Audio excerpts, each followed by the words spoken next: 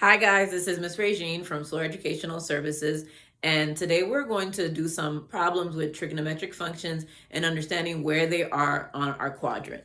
So here I have the four quadrants here, and what we need to know is that all of them, so this is a little saying that helps us remember the positive and negative sign for our trigonometric function. It goes all student take calculus. So all of the trigonometric functions, so sine, cosine, tangent, and their reciprocal, everything is positive in quadrant 1.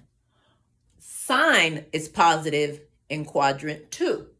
And sine and, of course, and that would be cosecant. Sine and cosecant are positive in quadrant 2, but everything else is negative. Tangent is positive in quadrant 3, and so is cotangent, but everything else is negative. Cosine is positive in quadrant 4, but everything else, cosine and secant, and everything else is negative. So you will often be given problems like this. So this one says, and theta is just a name that's commonly used. It's like an x. It's just a variable. So if they say sine theta is greater than 0, meaning that sine theta, the answer for the sine of this angle, is positive, and then the cosine of the angle is also positive. Okay, well then the angle must lie in quadrant 1 because sine and cosine are both positive in quadrant 1. Sine is positive in quadrant 1 and 2. Cosine is positive in quadrant 1 and 4. But where do they overlap? They overlap in quadrant 1. Number 2, sine is negative. Sine theta is negative, but cosine theta is positive. So sine is negative down here. So sine will be negative below in quadrant 3 and 4, but cosine is positive. Cosine is positive in quadrant 1 and 4, so they meet at quadrant 4. So you could even write maybe some notes for yourself. Okay, well, if sine has to be negative, that's in quadrant 2 and 4. Well, cosine has to be positive, that's in quadrant 1 and 4. Okay, well, where do they meet? Okay, they meet in quadrant 4. Number 3, sine is negative and cosine is negative. Where are they both negative? Okay, so sine is negative down here. Cosine is negative over here. So sine is negative in quadrant 3 and 4. Cosine is negative in quadrant 2 and 3. So where they meet is at quadrant 3. Okay, so I'm going to erase this so you guys take a look at it, and I'm going to give you another one, and you can pause the video and try it.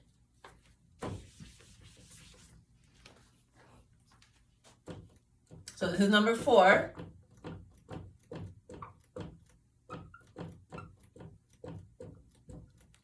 So where is tangent theta negative and sine theta negative? So tangent, it actually is a diagonal thing. Tangent, it's negative right here in quadrant 2 and 4. And sine is negative in quadrant 3 and 4. So they overlap at quadrant 4. So did you get that correct? Okay, let's try another one.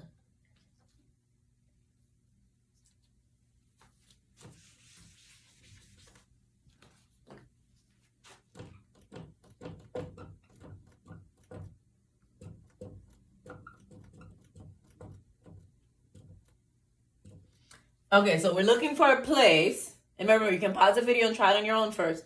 But we're looking for a place where tangent is negative, which is this diagonal right here. That's quadrant 2 and 4.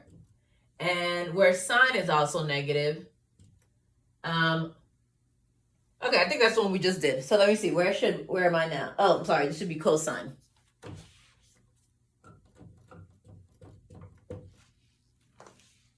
Yeah, so tangent is negative and cosine is negative. So cosine is negative in 2 and 3.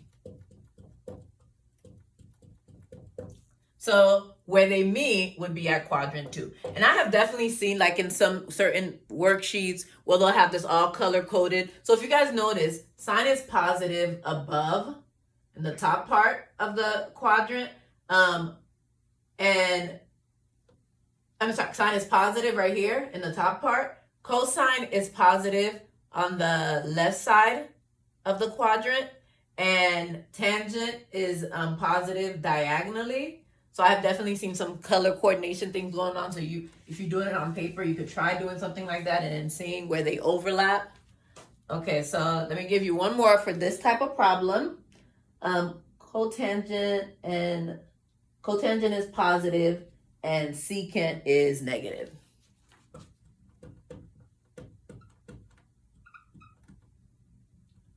Okay, so this one's more of a challenge one, but you just have to remember that cotangent goes where tangent goes.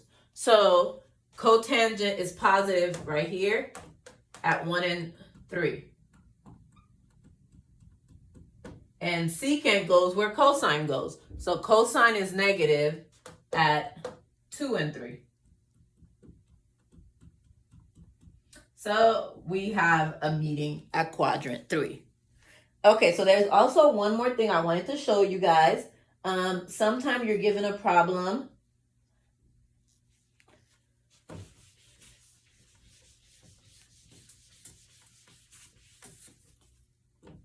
So this says cosine theta is negative 3/5.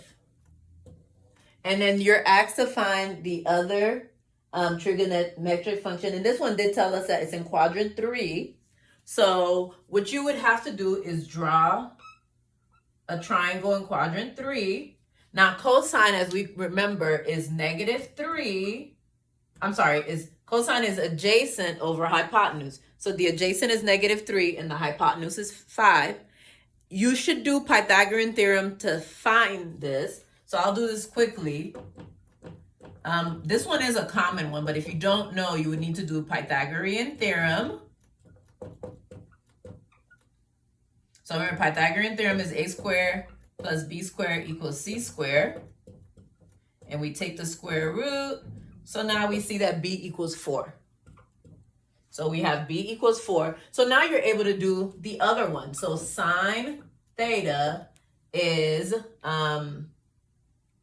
opposite over hypotenuse. I'm sorry, it should be negative because sine is negative there. So just keep that in mind. Sine is negative.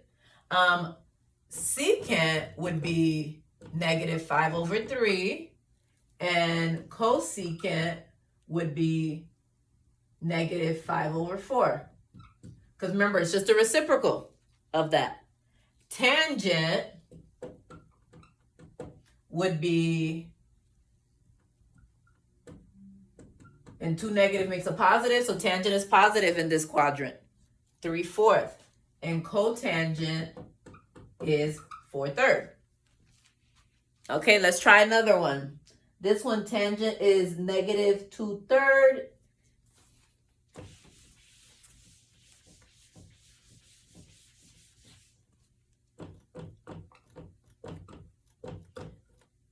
And they told us sine theta is positive. So they did not tell us where it is, but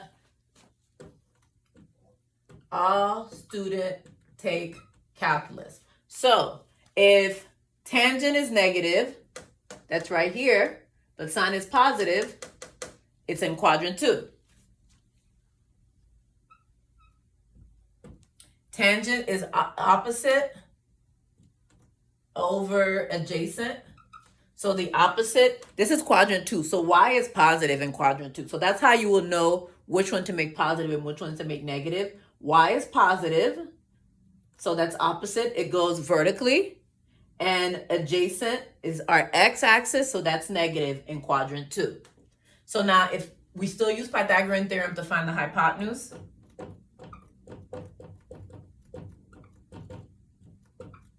So we have 4.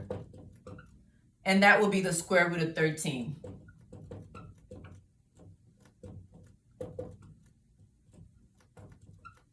So our hypotenuse is the square root of 13. So if we have tangent, so that means we have cotangent. Cotangent is 3 over -2. Sine is opposite over hypotenuse. We do have a problem. We have that square root sign, that radical in the denominator. We got to rationalize our radicals. We have to rationalize our denominator, I mean. So that would be 2 square root 13 over 13. But now cosecant, we can say, we could just flip that. That's 13 over 2. And cosine, we haven't done cosine. Cosine is adjacent over hypotenuse, same problem. We have to rationalize our denominator. And secant, which I'm just going to squeeze down here. Just flip it. Square root of 13 over 3. Okay, we'll do one last one. Again, pause the video if you think you can get it. Tangent is positive 512 and cosine is negative.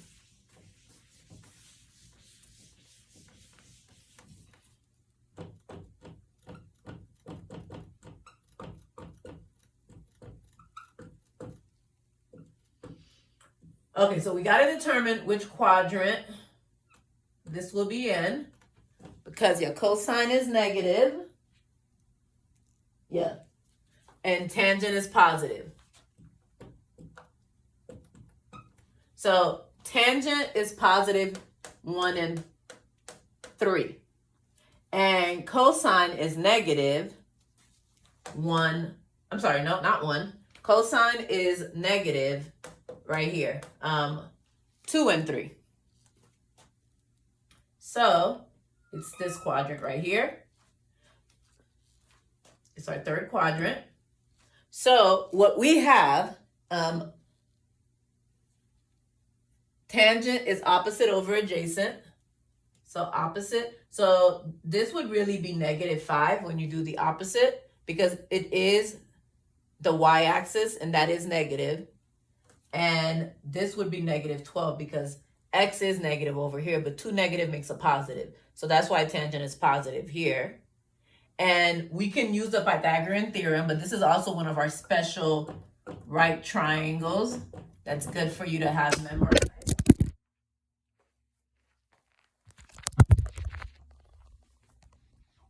Okay, we had some technical difficulties, but we're going to continue.